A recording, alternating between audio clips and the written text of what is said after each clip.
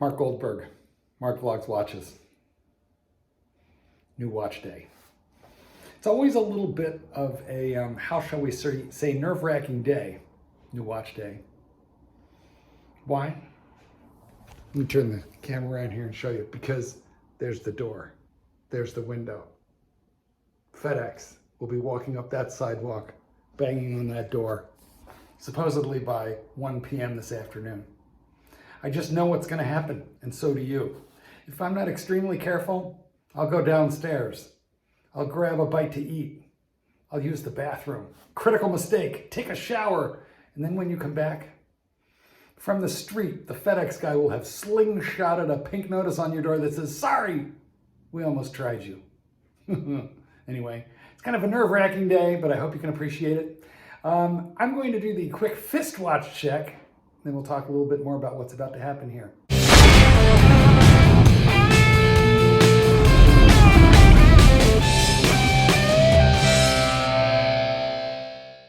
This, my friends, is the Seiko Bluna. Tuna, but with a blue hue. Something is coming. It's coming from David S.W., David S.W., David S.W. It's a Rolex. It's blue. It's impossible to get. I overpaid for it, but pretty soon I might be extremely glad that I did. And so might you, if you snag one in these last few days before that watch gets discontinued. Well, guys, you know what happens next. You've been with me here before.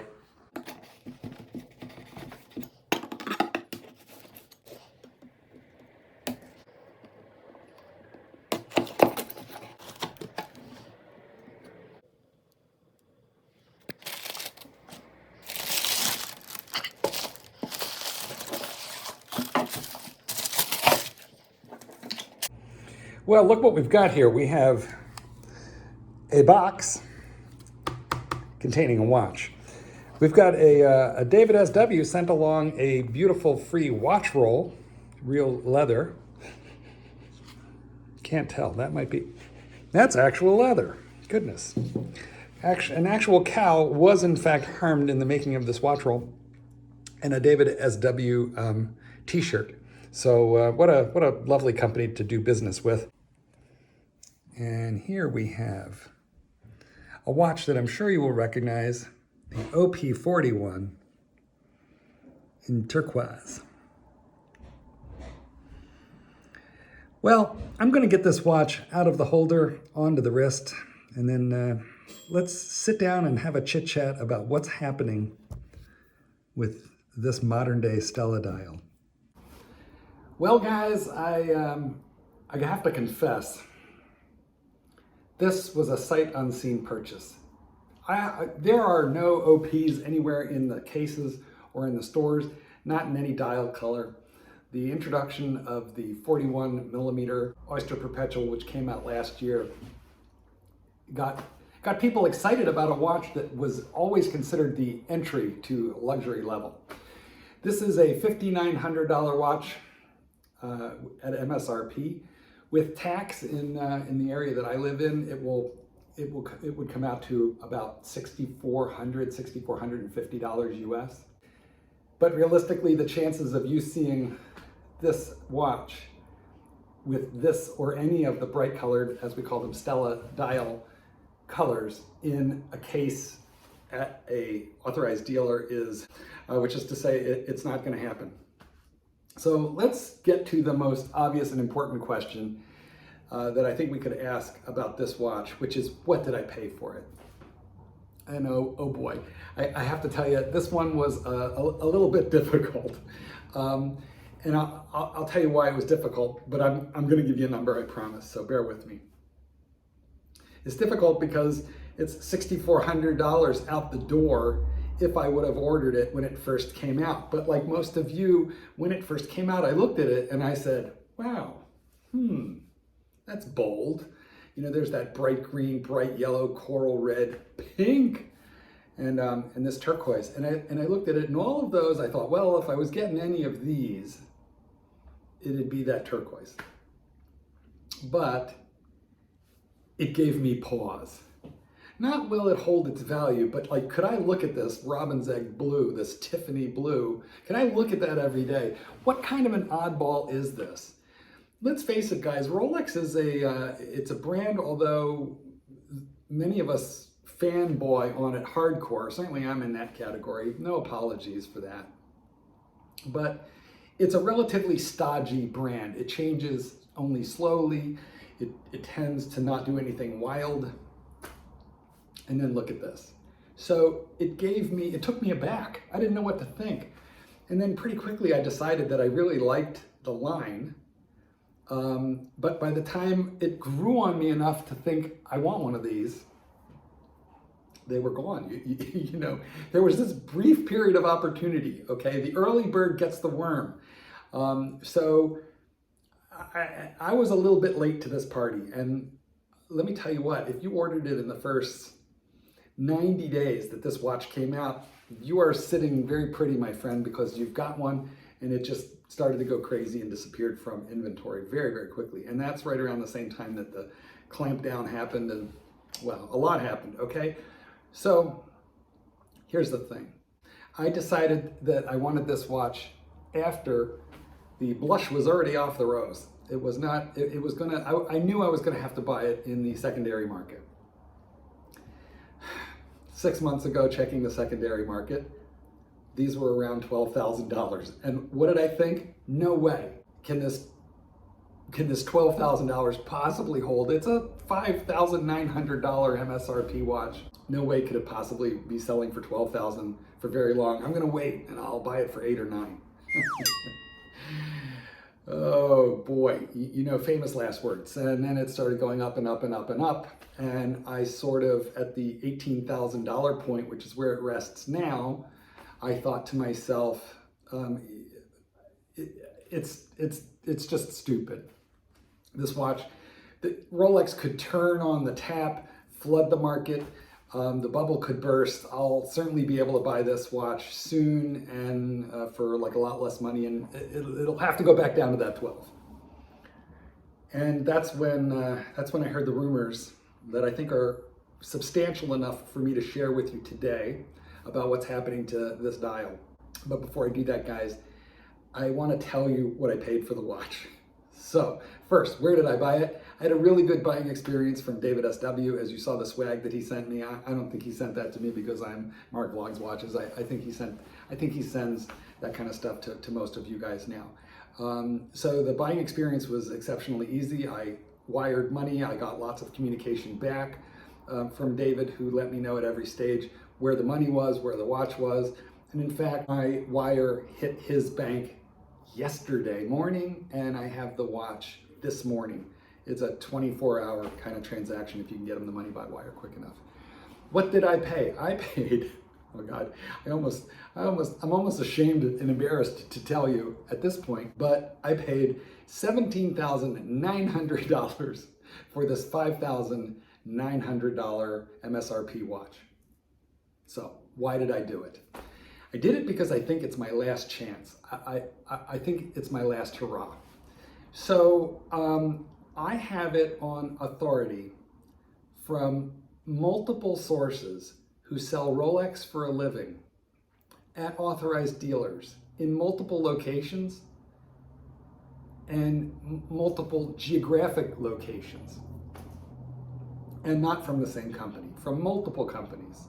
Multiple authorized distributors have told me that they have gotten a quiet word from their Rolex representative that this dial is going, that it'll be gone soon, and that they shouldn't take orders from it or for it, or they shouldn't promise it to anybody. They're just getting quiet words from the factory now that this is going.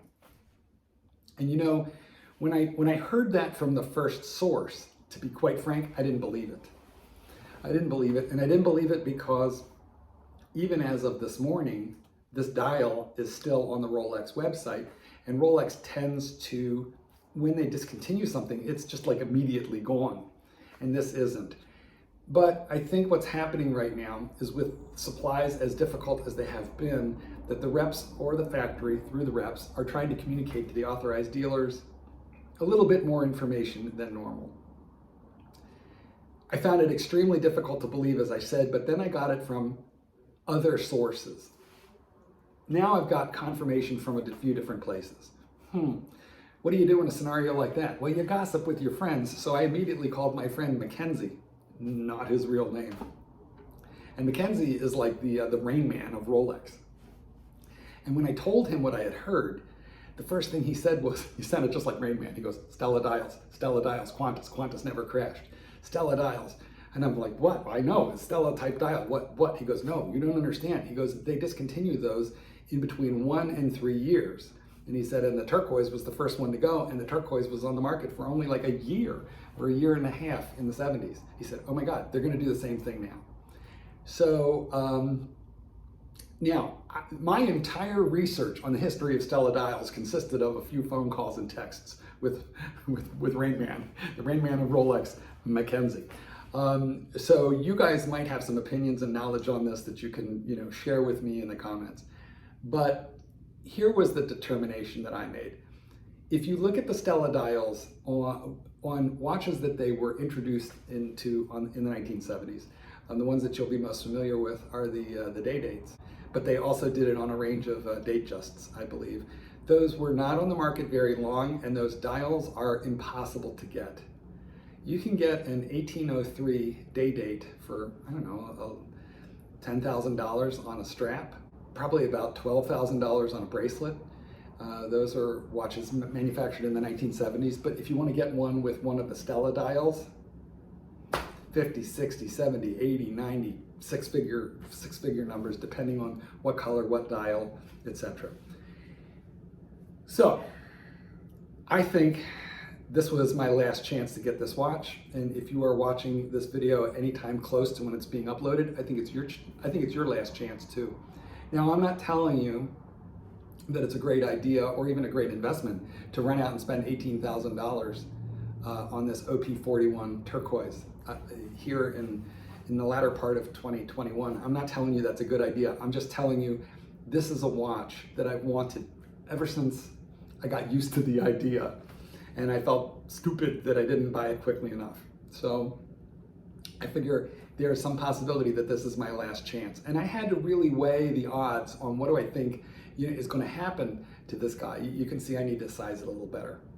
But I had to really consider, what could happen here? Is it possible that I will lose money on this watch if I get tired of it, and if, in 1, 2, 3 years I decide to sell it? Yeah, I think it's possible that I could lose money. How much money do I think I could lose? I mean, this is entirely guesswork right now, and there are so many variables, such as what's going to happen to Rolex supply. Will Rolex all of a sudden flood the market with more fascinating dials than this one? I wouldn't think so. Is there a possibility? Yeah. So I think I could lose $1,000, $2,000, $3,000, $4,000 on this watch. That is a risk I'm willing to take, because what I think is more likely to happen is that Rolex knocks this off of the website somewhere in the next couple or few months, maybe by the first of the year for 2022. And then if that happens, this $5,900 MSRP watch, currently sold in secondary market for around $18,000, is gonna leap to $22,000, $24,000.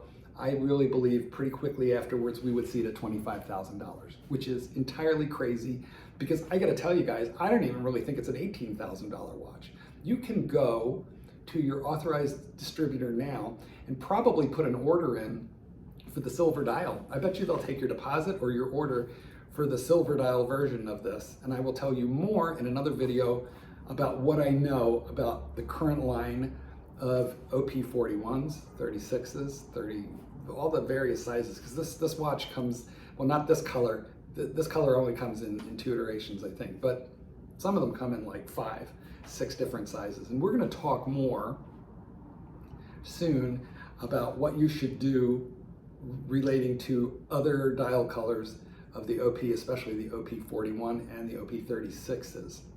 But for right now, all I want to tell you is, if my information is good, and I put my money where my mouth is, didn't I?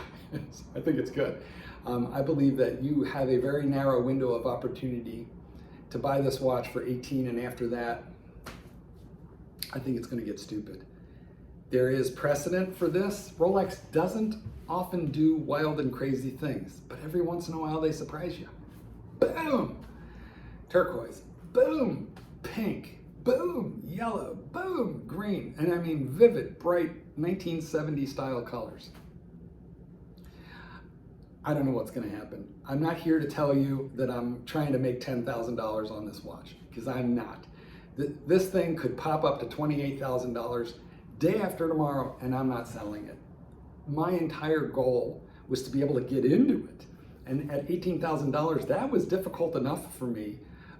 There are parts of the collection that I'm going to liquidate now in order to sort of pay back the watch fund, if you will. So this was a little bit of a difficult decision for me. I had really been on the fence watching the damn thing go up and up and up, and I just didn't want to chase the price.